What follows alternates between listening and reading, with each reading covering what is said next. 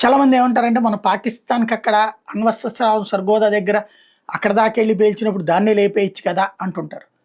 దాన్ని లోపల ఇక్కడ ఆయుధాలు ఉన్నాయి. ఫర్ ఎగ్జాంపుల్ ఇక్కడ దానికి ఫేస్ ఉంది 20 కిలోమీటర్ల యువతల, ఇక్కడ కొట్టొచ్చింది అంటే ఈ ఫేస్లో నుంచి లోపలికి వెళ్ళాలి, ఇక తీసుకురాలేని పరిస్థితి అయింది. లోపల అది ఓ రకంగా సమాధి చేసింది. ఈ లోపలికి వెళ్ళాలంటే ఇప్పుడు వీడు సావడానికి సిద్ధపడిన శవం బుడి తప్పించి ఏం రాదు.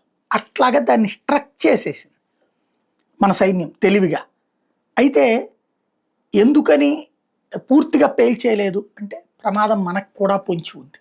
ఎందుకంటే పాకిస్తాన్ ఏదో 10,000 కిలోమీటర్ల అవతల లేదు, మన పొరుగునే ఉంటుంది. అక్కడ ఏదన్నా అణు విధ్వంసం జరిగితే మన రాజస్థాన్, మన గుజరాత్, మన హర్యానా, మన జమ్మూ కాశ్మీర్ ఈ ప్రాంతాలన్నిటికీ టచ్ అవుతుంది. కాబట్టి పేల్చలేము. అట్లాగే ఇప్పుడు కూడా తాజాగా ఇరాన్కి సంబంధించి పూర్తిగా బాంబులు తయారయ్యాకైతే కనుక పేల్చలేరు. ప్రస్తుతానికి దాని ప్రాథమిక దశలో ఉంది కాబట్టి ఇప్పుడు పేల్చి చూపెట్టింది ఇజ్రాయెల్.